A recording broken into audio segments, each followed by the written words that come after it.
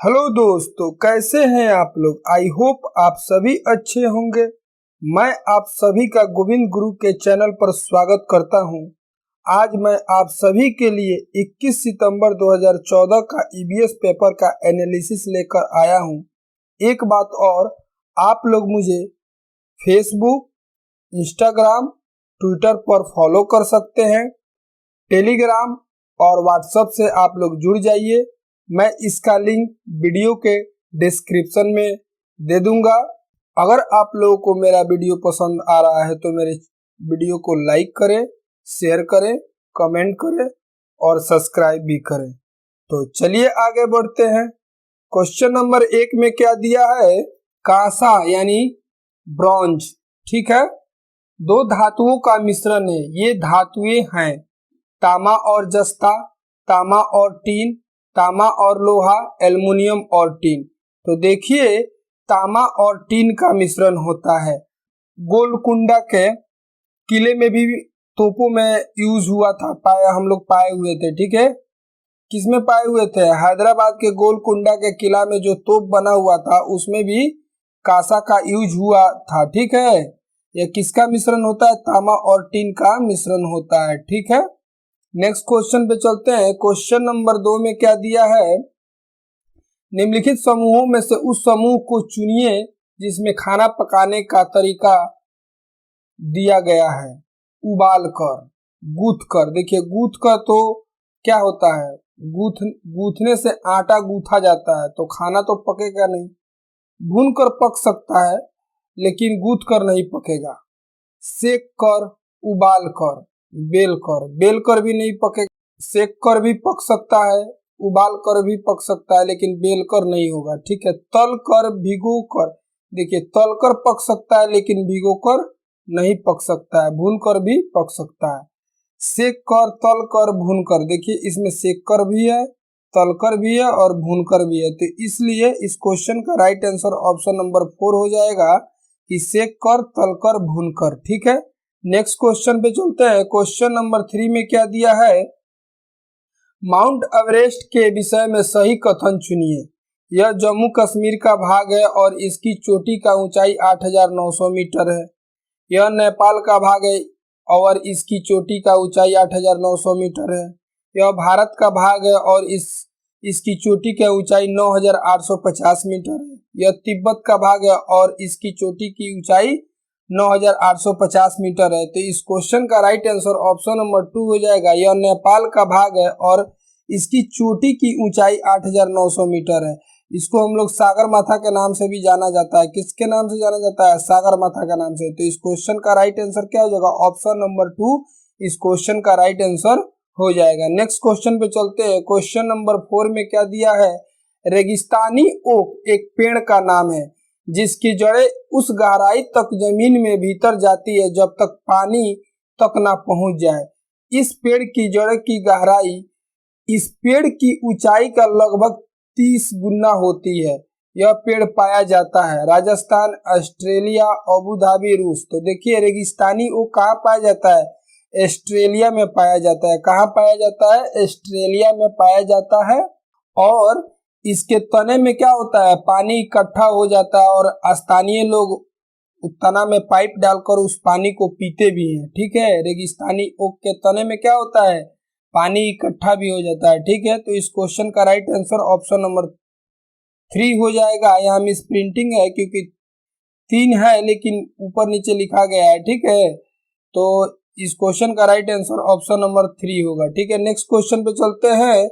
Question number 5 में क्या दिया है? एक रेलगाड़ी गांधी धाम से 16 जुलाई 2014 को प्रातः 5:15 स्टेशन छोड़कर 18 जुलाई 2014 को प्रातः 4:45 नारलकुल स्टेशन पहुंचती है। ठीक है, रेलगाड़ी द्वारा चली गई दूरी कितना है? 2649 किलोमीटर है। इस रेलगाड़ी की औसत चाल किलोमीटर घंटा लगभग है। क्या निकालना है? चाल निकालना है इसका। ठीक है, औसत चाल निकालना है। तो चाल क्या होता है? चाल इक्वल टू होता है दूरी बटा समय। क्या होता है? दूरी बटा समय होता है। तो दूरी तो हम लोग को दिया हुआ है। ठीक है, तो समय निकालना पड़ेगा। समय देखिए, समय निकालने के लिए क्या किया जाएगा, यहाँ पे दिया हुआ है 5:15। तो सबसे पहले 16 तारीख को कितने बजे से चल रहा है, 5:15 पे, ठीक है। तो सबसे पहले क्या कीजिए कि 12 बजे में से क्या कीजिए, 5:15 आप घटा दीजिए। तो कितना आ जाएगा, 12 बजे में से घटाइएगा तो यहाँ पे बच जाएगा, ये क्या होगा कि 1 घंटा इधर चला जाएगा, तो यहाँ 11 बज जाएगा और यहाँ 60 मिनट हो जाएगा। 11 घंटा 60 मिनट, 60 में से 15 जाएगा तो क्या हो जाएगा, 45 हो जाएगा, और इधर बच जाएगा 6। तो 12 बजे तक कितना टाइम लगा ट्रेन को, 6 घंटा 45 मिनट, ठीक है। और 12 बजे के बाद, ये 16 तारीख का है, और 12 बजे के बाद 17 तारीख को 12 बजे तक कितना हो जाएगा, टोटल 24 घंटा हो जाएगा कि नहीं हो जाएगा। 12 बजे से 17 तारीख के 12 बजे तक 24 घंटा। 17 तारीख के मतलब 12 बजे सुबह में से लेकर रात में 12 बजे तक कितना हो जाएगा, 12 घंटा। 12 बजे तक, 12 बजे सुबह से लेकर 12 बजे रात तक, 17 तारीख को, तो 12 घंटा हो जाएगा, ठीक है। और वो पहुंच रहा है 4:45 में, तो 12 बजे के बाद से आप गिन लीजिए, 4:45 यानी 4:45, 4 घंटा 45 मिनट लग रहा है, तो 4 घंटा 45 मिनट इसमें और जोड़ दीजिए, तो ये टोटल कितना हो जाएगा, 45 इधर 90 हो गया, 90 मिनट, ठीक है। इधर 6 4 10, 10 2 12, 12 4 16 का 6 हाथ में लगा, 1 2 1 3 1 4, तो 46 घंटा 90 मिनट आ रहा है। कितना आ रहा है, 46 घंटा 90 मिनट। तो 90 मिनट तो होता नहीं है, तो 60 मिनट इधर दे देंगे, तो हो जाएगा 47 घंटा 30 मिनट। इसको आप 47.5 घंटा भी मान सकते हैं। तो दूरी कितना दिया हुआ है, 2649 किलोमीटर दिया हुआ है। आप 47.5 घंटा से इसको भाग देंगे तो कितना आएगा, इसको भाग दिया जाएगा तो लगभग आएगा 55.76, ठीक है। इसको आप लोग 56 मान सकते हैं, 56, ठीक है। 56 किलोमीटर प्रति घंटा के रफ्तार से ये चलेगा। किस रफ्तार से चलेगा, 56 किलोमीटर प्रति घंटा का। तो देखिए ऑप्शन नंबर 2 में दिया हुआ है 56 किलोमीटर प्रति घंटा, ठीक है। नेक्स्ट क्वेश्चन पे चलते हैं। क्वेश्चन नंबर 6 में क्या दिया है, बिहार राज्य के लोगों के लिए मधुमक्खी पालन शुरू करने के लिए सबसे अच्छी अवधि कौन सी होती है। जनवरी से मार्च, अप्रैल से जून, जुलाई से सितंबर, अक्टूबर से दिसंबर। तो देखिए इस क्वेश्चन का राइट आंसर क्या हो जाएगा, अक्टूबर से दिसंबर। मधुमक्खी पालन करने के लिए बॉक्स की भी आवश्यकता पड़ती है। मधुमक्खी लीची के फूलों पर लुभाती है सब, और मधुमक्खी पालन में चीनी का घोल का भी यूज किया जाता है, ठीक है। और मधुमक्खी पालन बिहार के किस जिले में होता है, मुजफ्फरपुर जिले में होता है, ठीक है। नेक्स्ट क्वेश्चन पे चलते हैं। क्वेश्चन नंबर 7 में क्या दिया है, खेजड़ी वृक्ष के बारे में सही कथनों को चुनिए। यह वृक्ष मुख्यतः रेगिस्तानी क्षेत्र में पाया जाता है। बात तो सही है, रेगिस्तान में पाया जाता है। इसे अधिक जल की आवश्यकता नहीं होती है, सही बात है। रेगिस्तान में तो वैसे भी जल नहीं मिलता है, तो इस पेड़ को अधिक जल की आवश्यकता नहीं पड़ती है। यह छायादार वृक्ष है जिसके क्या छाया में बच्चे खेलना पसंद करते हैं, ये भी बात सही है। यह अपने तने में जल एकत्रित करता है और लोग पतले पाइप डालकर इसके जल को पीते हैं। नहीं, ये रेगिस्तानी ओक के तने में, रेगिस्तानी ओक जो वृक्ष है, रेगिस्तानी ओक, उसके तने में पानी एकत्रित होता है, ठीक है। और वहां के स्थानीय लोग पाइप डालकर उस जल को पीते हैं, न कि खेजड़ी वृक्ष में। खेजड़ी वृक्ष में जल एकत्रित नहीं होता है तना में, तो ठीक है। तो इसलिए इस क्वेश्चन का राइट आंसर क्या हो जाएगा, 1 2 और 3।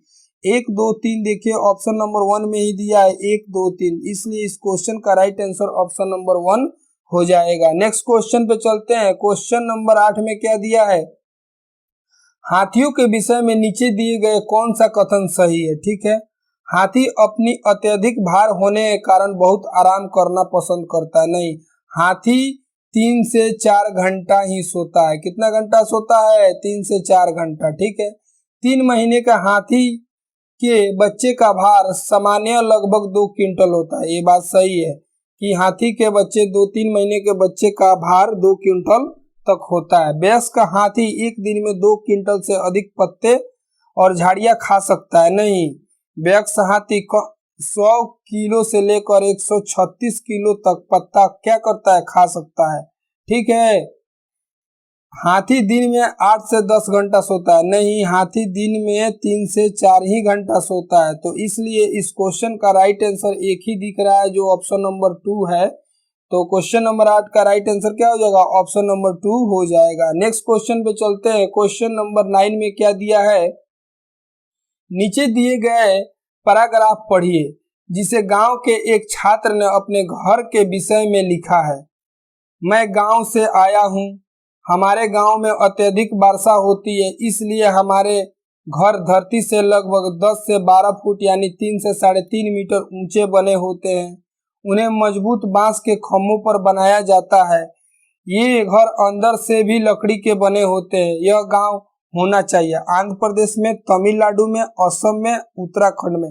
तो इस क्वेश्चन का राइट आंसर ऑप्शन नंबर 2 हो जाएगा, असम में। असम में अत्यधिक बारिश होता है, असम में बहुत ज्यादा बारिश होता है, जिसके चलते वहां के घर बांस के खम्भों पर 10 से 12 फुट ऊंचा बनाया जाता है। वहां बाढ़ वगैरह का बहुत ज्यादा समस्या बना रहता है, तो वहां लोग क्या करते हैं कि घर को 10-12 फुट ऊंचा बांस पे ही बनाते हैं। ठीक है। तो इस क्वेश्चन का राइट आंसर ऑप्शन नंबर 2 हो जाएगा। इसमें भी मिस प्रिंटिंग है क्योंकि 3 ऊपर दिखा रहा है 2 नीचे, लेकिन इस क्वेश्चन का राइट आंसर ऑप्शन नंबर 2 ही होगा, असम। ठीक है। नेक्स्ट क्वेश्चन पे चलते हैं। क्वेश्चन नंबर 10 में क्या दिया है, ब्रेल लिपि में मोटे कागज पर उभरे हुए बिंदु बने होते हैं। यह लिपि आधारित होती है 4 बिंदुओं पर, 6 बिंदुओं पर, 8 बिंदुओं पर, 10 बिंदुओं पर। नहीं, तो इस क्वेश्चन का राइट आंसर क्या हो जाएगा, इस क्वेश्चन का राइट आंसर ऑप्शन नंबर 2 हो जाएगा, 6 बिंदुओं पर। देखिए ब्रेल लिपि पे ऐसे 3 इधर होते हैं और 3 इधर होते हैं, ऐसे कुछ करके बनाया जाता है। 6 ही बिंदु से जो भी बनाना होता है वो 6 ही बिंदु से बनता है। ठीक है। तो इस क्वेश्चन का राइट आंसर ऑप्शन नंबर 2 हो जाएगा। नेक्स्ट क्वेश्चन पे चलते हैं। क्वेश्चन नंबर 11 में क्या दिया है, निम्नलिखित पक्षियों में कौन काफी हद तक अपनी गर्दन को पीछे तक घुमा सकता है, मैना, उल्लू, कौवा, कोयल। तो इस क्वेश्चन का राइट आंसर ऑप्शन नंबर 2 हो जाएगा, उल्लू। उल्लू जो होता है, लोग बोलता है क्या उल्लू की तरह गर्दन हिला रहे हो, उल्लू मतलब आगे से लेकर पीछे तक घुमा सकता है। ठीक है। वो अपना गर्दन काफी हद तक पीछे तक क्या करता है, घुमा सकता है उल्लू। ठीक है। तो इस क्वेश्चन का राइट आंसर ऑप्शन नंबर 2 हो जाएगा। नेक्स्ट क्वेश्चन पे चलते हैं। क्वेश्चन नंबर 12 में क्या दिया है, हमारे देश के नीचे दिए गए भाग में खाने की चीज जैसे टेपी कुआ और नारियल को लोग अपने घरों के आंगन में उगाते हैं। क्या बोल रहा है कि उन्हें इनसे बने खाने का स्वाद भी बहुत अच्छा लगता है। आंध्र प्रदेश, असम, गोवा, केरल। तो इस क्वेश्चन का राइट आंसर ऑप्शन नंबर 4 हो जाएगा। इस क्वेश्चन का राइट आंसर क्या हो जाएगा, ऑप्शन नंबर 4 हो जाएगा, केरल। केरल के लोग क्या करते हैं कि अपने आंगन में टेपी कुआ का पेड़ उगाते हैं। टेपी कुआ मतलब जानते हैं क्या होता है, साबुनदाना, जो आप लोग पर्व वगैरह दुर्गा पूजा में साबुदाना लोग खाता है, उसी को टेपी कुआ वहां पे बोला जाता है। तो टेपी कुआ का पेड़ वो लोग अपने आंगन में ही उगाते हैं और उस टेपी कुआ बड़े चाव से खाते हैं। ठीक है। कहाँ के लोग, केरल के लोग। ठीक है। तो इस क्वेश्चन का राइट आंसर ऑप्शन नंबर 4 हो जाएगा। नेक्स्ट क्वेश्चन पे चलते हैं। क्वेश्चन नंबर 13 में क्या दिया है, कोई डॉक्टर एक मरीज को खाने के लिए कुछ दवाई लिखता है और साथ ही गुड़, आंवला और हरे पत्तेदार सब्जियां जरूर खाने का सुझाव देता है। यह मरीज किस रोग से पीड़ित होना चाहिए, बुखार से, मियादी बुखार से, मलेरिया से, अनीमिया से। तो इस क्वेश्चन का राइट आंसर ऑप्शन नंबर 4 हो जाएगा, अनीमिया। देखिए खून में कमी होने के कारण अनीमिया हो जाता है, जिसके चलते लोग गुड़, आंवला, हरे पत्तेदार जैसे पालक वगैरह खाता है। ठीक है। तो अनीमिया होने के कारण ही क्या किया जाता है, गुड़, आंवला और हरे पत्तेदार सब्जी जैसे पालक वगैरह खाया जाता है। ठीक है। तो इस क्वेश्चन का राइट आंसर ऑप्शन नंबर 4 हो जाएगा। नेक्स्ट क्वेश्चन पे चलते हैं। क्वेश्चन नंबर 14 में क्या दिया है, कुछ पक्षी हमारी तुलना में 4 गुना अधिक दूरी तक देख सकते हैं। ये पक्षी हैं, कौवा, चील, बुलबुल, बाज, कबूतर, तोता, चील, बाज, गिद्ध, पख्ता, कौवा, मोर। तो इस क्वेश्चन का राइट आंसर ऑप्शन नंबर 3 हो जाएगा।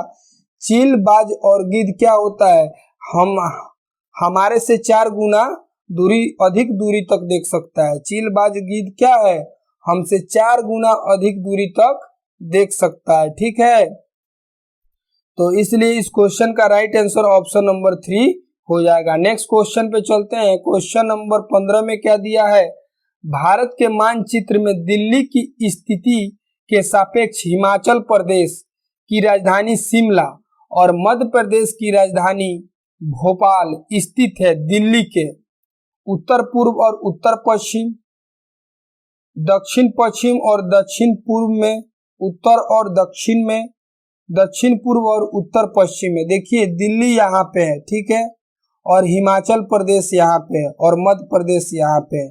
तो दिल्ली के ऊपर आप नॉर्थ साउथ बनाइएगा तो दिल्ली के ऊपर हिमाचल प्रदेश यानी कहाँ है, उत्तर में है, और मध्य प्रदेश कहाँ है तो दक्षिण में है। ठीक है, तो आप देखिए उत्तर और दक्षिण में। ठीक है, आपको मैं मैप में भी दिखा देता हूं।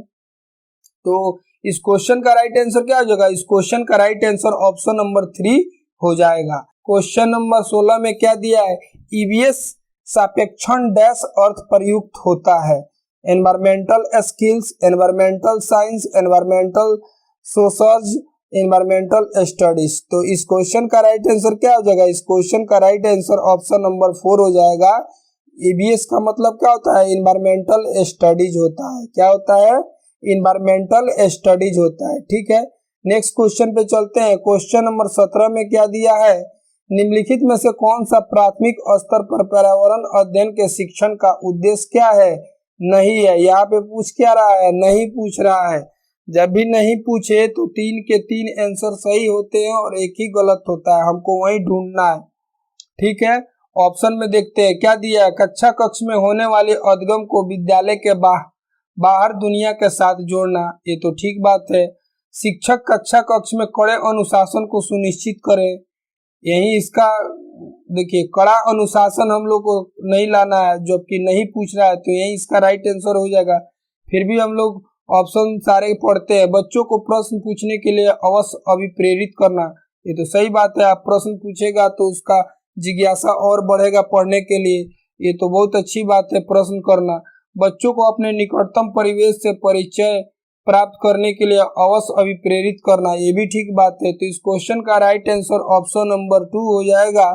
शिक्षक कक्षा कक्ष में कड़े अनुशासन को क्या करें, सुनिश्चित करें, जो कि गलत है। आप कक्षा कक्ष में कड़े अनुशासन सुनिश्चित नहीं करें, क्योंकि चाइल्ड सेंटर क्लास होता है, बाल केंद्रित शिक्षा होता है। ठीक है, तो इसलिए आप कड़े अनुशासन नहीं बनाइएगा कक्षा में। ठीक, नेक्स्ट क्वेश्चन पे चलते हैं। क्वेश्चन नंबर 18 में क्या दिया है, आंचल अपनी कक्षा 5 में पर्यावरण अध्ययन की कक्षा में अक्सर गहन जांच पड़ताल वाले और कल्पनापरक प्रश्न पूछती है। ठीक है, उसके द्वारा इस प्रकार के प्रश्न करने का उद्देश्य सुधार करना है, अवलोकन कौशल में, संवेगात्मक कौशल में, चिंतन कौशल में, बोलने संबंधित कौशल में। देखिए गहन जांच पड़ताल वाले या और कल्पना परक क्वेश्चन जब आप पूछिएगा तो बच्चा का क्या विकास होगा, बच्चा सोचने का विकास होगा, बच्चा का कल्पना शक्ति का विकास होगा, बच्चा चिंतन करेगा। तो इसलिए इस क्वेश्चन का राइट आंसर ऑप्शन नंबर 3 हो जाएगा कि चिंतन के कौशल में उसका विकास होगा। विकास कहाँ होगा, चिंतन के कौशल में, क्योंकि आप कल्पना प्रश्न पूछते हैं तो बच्चा बहुत ज्यादा दिमाग लगाएगा और सोचेगा।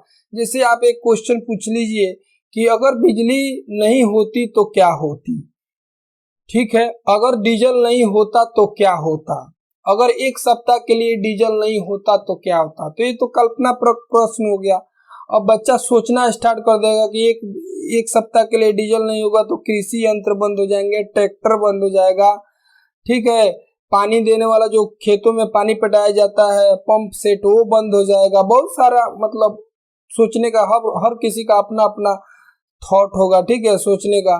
तो ये क्वेश्चन जितने भी आंचल जो है जो कल्पना प्रश्न पूछती है वो बच्चों में चिंतन कौशल का विकास करती है। किस चीज का विकास करती है, चिंतन कौशल का विकास करती है। ठीक है, नेक्स्ट क्वेश्चन पे चलते हैं। क्वेश्चन नंबर 19 में क्या दिया है, कक्षा 3 के शिक्षार्थियों को हमारे दोस्त पक्षी क्या हमारे दोस्त पक्षी प्रकरण पढ़ाते समय नलिनी नीचे दी गई पत्तियों का प्रयोग करती है।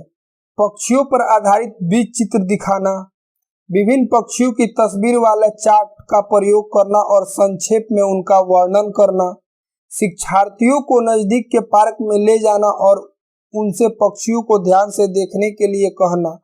नलिनी निम्न में से किस प्रयोजन के लिए सीखने की विभिन्न उपागमों का प्रयोग कर रही है? देखिए, ब्रिज चित्र दिखा रही है, कभी चार्ट बनवा कर दिखा रही है, कभी पिक्चर दिखा रही है, तस्वीर दिखा रही है। उससे भी नहीं हुआ तो उस पार्क में ले जाकर दिखाई, तो ये व्यक्ति विभिन्नता हुआ। क्या हुआ? बहुबुद्धि हुआ। ठीक है, व्यक्ति विभिन्नता हुआ और बहुबुद्धि हुआ। देखिए, पांचों उंगली बराबर नहीं है, सब अलग अलग है। सभी बच्चे का सोचने समझने का क्षमता अलग अलग है। ठीक है, कोई बच्चा को आप मतलब मान लीजिए कोई पक्षी के बारे में ब्रिज चित्र दिखा दिए, उतने ही में बच्चा समझ गया। किसी को चार्ट दिखाई और उसके बारे में संक्षेप में वर्णन की, तब समझा। किसी को पार्क में ले जाकर दिखाई पक्षी को, तब देखने के बाद तब उसको समझ में आया।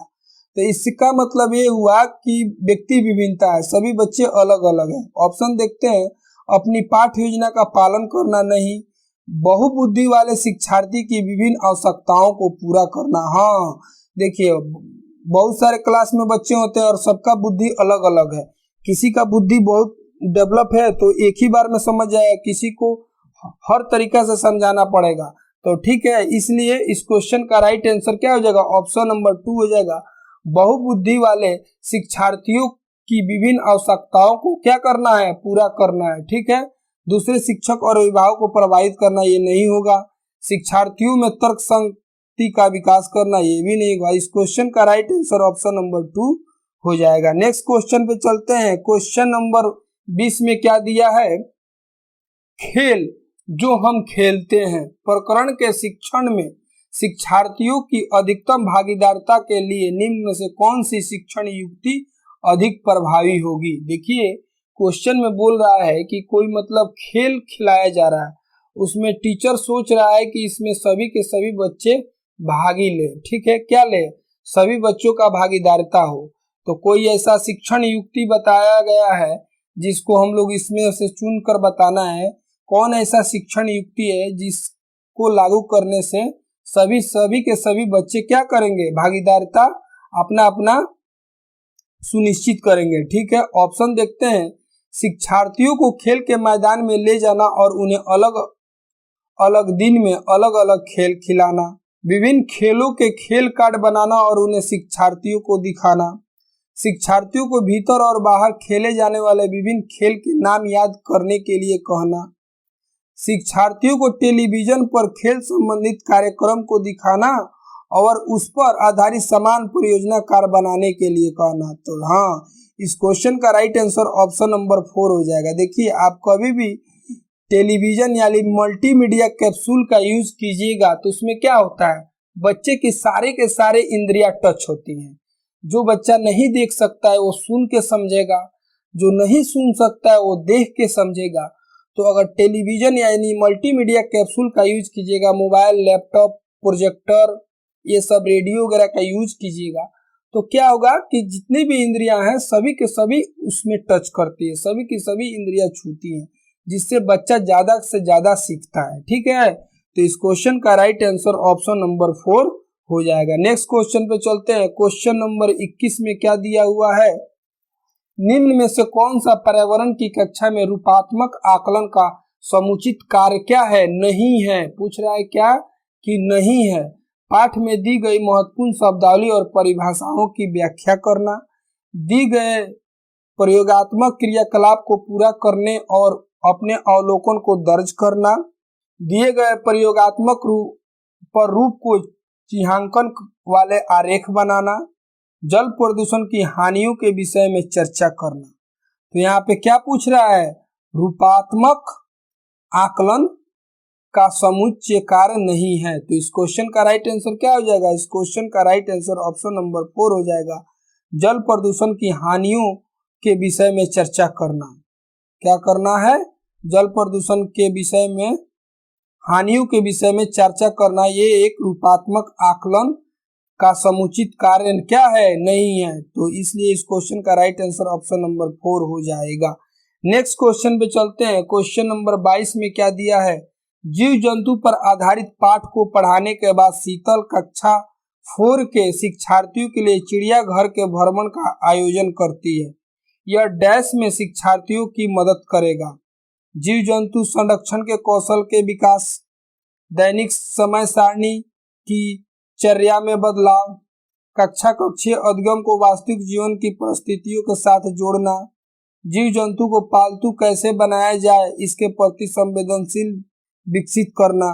तो देखिए, जो भी शीतल क्या कर रही है, जो भी पढ़ा रही है, जीव जंतु पर आधारित पाठ पढ़ा रही है, उसके बाद चिड़ियाघर का भ्रमण के लिए ले जा रही है। तो उससे क्या कर रही है, उसको जो भी चीज पढ़ाई है, कक्ष में जो भी अधिगम कराई है, उसको वास्तविक जीवन की परिस्थितियों के साथ जोड़ रही है। मान लीजिए आपको बाघ के बारे में पढ़ाई है, शेर के बारे में पढ़ाई है, और पढ़ाने के बाद चिड़ियाघर के भ्रमण के लिए ले जा रही है। अगर आप बाघ शेर नहीं देखे तो आप किताब में ही समझते रहेंगे कि हाँ बाघ शेर होता है जो जंगल का राजा होता है, लेकिन आप सच में आप उसको अपने आंखों से देखिएगा प्रत्यक्ष रूप से, तो आपको सच में मालूम पड़ेगा कि हाँ जो शेर होता है वो जंगल का राजा होता है, वो बहुत ज्यादा दहाड़ता है। जब आप चिड़ियाघर में जाइएगा तो आपको क्या होगा, जो भी कक्षीय अधिगम है उसको वास्तविक जीवन से जब आप जोड़िएगा तो आपका और भी पढ़ाई के लिए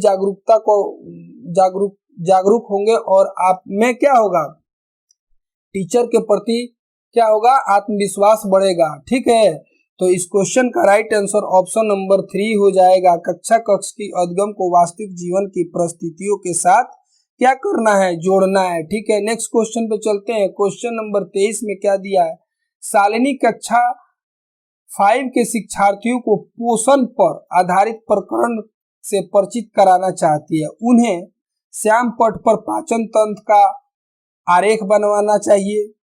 पोषण तत्व से भरपूर विभिन्न प्रकार के भोजन के उदाहरण देने चाहिए। विभिन्न प्रकार के भोजन को प्रदर्शित करने वाले चार्ट का प्रयोग करना चाहिए। शिक्षार्थियों से कहना चाहिए कि वो अपने अपने टिफिन बॉक्स खोलें, उसके तत्वों का अवलोकन करें और उसके बाद उन्हें व्याख्या करनी चाहिए। तो देखिए, इस क्वेश्चन का राइट आंसर ऑप्शन नंबर 4 हो जाएगा। इस क्वेश्चन का राइट आंसर क्या हो जाएगा, ऑप्शन नंबर 4 हो जाएगा। पोषण पर आधारित प्रकरण से परिचित कराना है बच्चों को। तो मान लीजिए आरेख वगैरह बनवाइएगा तो उससे ज्यादा वो नहीं समझेगा। ठीक है, पोषण तत्व भरपूर विभिन्न प्रकार के भोजन के उदाहरण दीजिएगा, उससे भी ज्यादा नहीं समझेगा। चार्ट वगैरह का भी प्रयोग कीजिएगा, नहीं समझेगा। आप उसको बोलिएगा कि अपना अपना टिफिन खोलो, उसके तत्वों को अवलोकन करो और उसके बाद उसको व्याख्या आप कीजिए। चाहे बच्चों से एक दूसरे से भी बोलिए कि आप लोग अपना अपना जो भी तत्वों का अवलोकन किए उसके बारे में आदान प्रदान करें, अपने बातों को, अपने थॉट, अपने सोच को बताएं एक दूसरे से, हमको भी बताएं। तो उससे ज्यादा पोषण के बारे में बच्चा समझेगा। ठीक है, तो इसलिए इस क्वेश्चन का राइट आंसर ऑप्शन नंबर 4 हो जाएगा। नेक्स्ट क्वेश्चन पे चलते हैं। क्वेश्चन नंबर 24 में क्या दिया है, रश्मि को यह सिखाया जाता है कि वह प्रश्न पत्र बनाते समय निम्न चरणों का अनुपालन करें। तो देखिए, कोई भी प्रश्न पत्र बनाया जाता है तो सबसे पहले प्रश्न पत्र का डिजाइन तैयार किया जाता है। क्या किया जाता है, डिजाइन तैयार किया जाता है।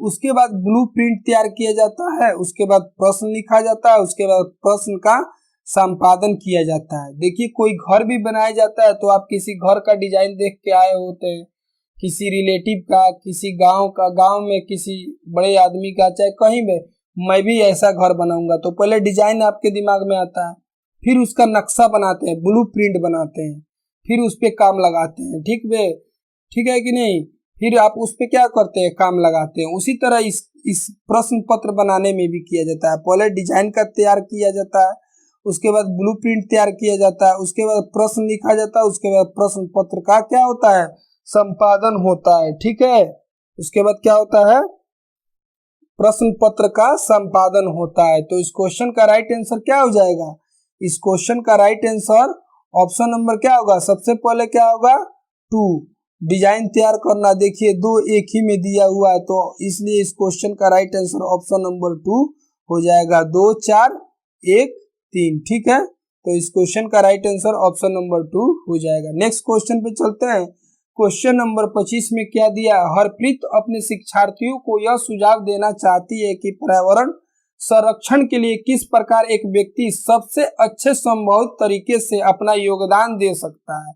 उनका सबसे बेहतर सुझाव हो सकता है आने जाने के लिए सार्वजनिक साधनों का प्रयोग करना, कार स्कूटर आदि जैसे व्यक्तिगत वाहन ना रखें, घर से बाहर अक्सर आने जाने से बचना, अपने व्यक्तिगत वाहन के इंजन की नियमित जांच करवाए। देखिए नियमित जांच करवाइएगा फिर भी धुआं तो देगा ही देगा, आने जाने से बचिएगा तो आपका कोई काम नहीं हो पाएगा।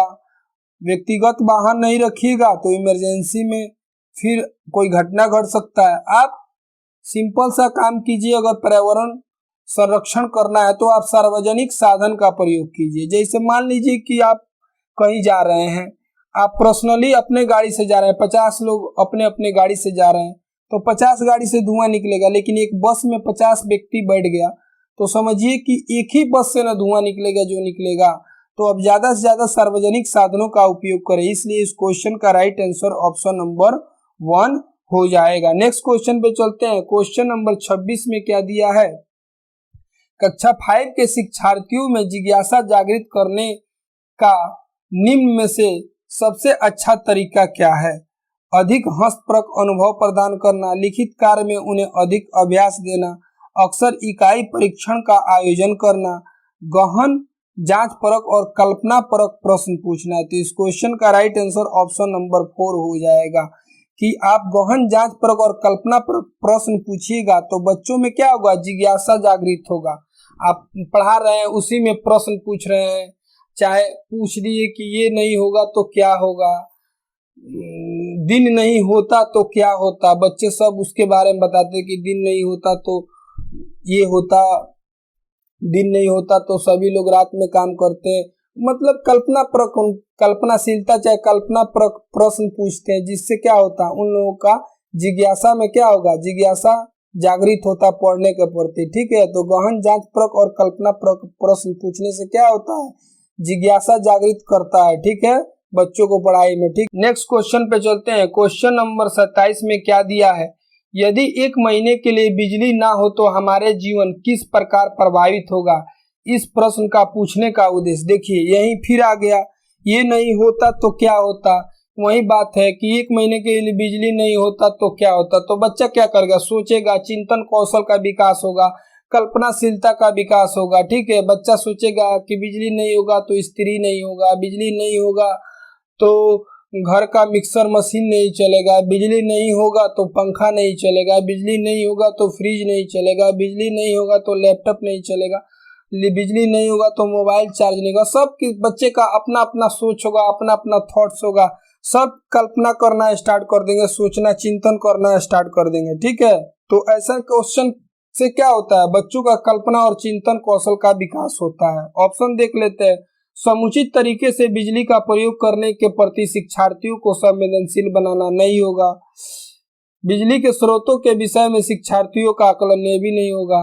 शिक्षार्थियों को कल्पना परक और चिंतन परक कौशल का विकास करना। हाँ, यही क्वेश्चन, इस क्वेश्चन का राइट आंसर ऑप्शन नंबर 3 हो जाएगा कि शिक्षार्थियों को कल्पना परक और चिंतन परक कौशल का विकास करना। क्या करना है? कल्पना परक और चिंतन परक कौशल का विकास करना है। शिक्षार्थियों की समान जानकारी का आकलन, ये भी नहीं होगा। तो इस क्वेश्चन का राइट आंसर ऑप्शन नंबर 3 हो जाए। नेक्स्ट क्वेश्चन पे चलते हैं। क्वेश्चन नंबर 28 में क्या दिया है? क्या दिया है? कक्षा 5 की पर्यावरण अध्ययन की पाठ्य पुस्तक के एक पाठ में सर्वेक्षण और लेखन पर एक भाग का मुख्य उद्देश्य है शिक्षार्थियों की समान जानकारी का आकलन करना, शिक्षार्थियों को अवसर उपलब्ध कराने की वे चीज को खोजे और सीखे, विषय की आधारभूत अवधारणा को सीखने में शिक्षार्थियों की मदद करना, शिक्षार्थियों के व्यवहारिक कौशल में सुधार करना। तो देखिए सर्वेक्षण और लेखन, इसका मतलब क्या है कि आप सर्वे कीजिए और लिखिए। क्या कीजिए? अब जैसे मान लीजिए कि गांव में बुखार उखार लग रहा है, क्या हो रहा है? गांव में बुखार वगैरह लग रहा है तो आपको बोल दिया गया कि आप जाइए सर्वे कीजिए और एक डाटा तैयार कीजिए। तो इसका मतलब क्या है कि आप खोजे और सीखे। क्या है? खोजे, चीजों को खोजे और सीखे। शिक्षार्थियों को अवसर उपलब्ध कराना कि वो चीजों को खोजे और सीखे। इस क्वेश्चन का राइट आंसर ऑप्शन नंबर 2 हो जाएगा। इस क्वेश्चन का राइट आंसर क्या हो जाएगा?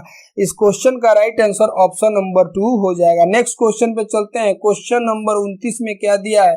वृक्ष संरक्षण की अवधारणा के विषय में शिक्षार्थियों को संवेदनशील बनाने के लिए गुंजन निम्नलिखित क्रियाकलापों का आयोजन करती है। ठीक है, क्या कर रही है?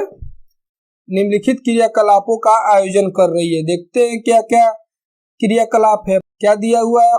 ए में प्रत्येक शिक्षार्थियों को इस बात के लिए प्रोत्साहित करना कि वे एक एक वृक्ष को अपनाएं और उसकी देखभाल करें। ये भी बहुत सही बात है। वृक्ष संरक्षण के लिए बहुत अच्छा है। क्या है? वृक्ष संरक्षण के लिए बहुत अच्छी बात है कि आप बच्चों को बोले कि एक एक वृक्ष को अपनाएं और उसकी देखभाल करें। ठीक है। वन संरक्षण पर वाद विवाद प्रतियोगिता का आयोजन करना, वृक्षों पर आधारित पोस्टर निर्माण संबंधित प्रतियोगिता का आयोजन करना, शिक्षार्थियों को कटी लकड़ियों को भंडार दिखाना, वांछित उद्देश्य को प्राप्त करने में ऊपर दी गई गतिविधियों में से कौन सबसे कम प्रभावी होगी। देखिए क्वेश्चन यहाँ पे लाके आपको दिया है। क्या दिया है? सबसे कम प्रभावी होगी। क्या होगी? सबसे कम प्रभावी होगी।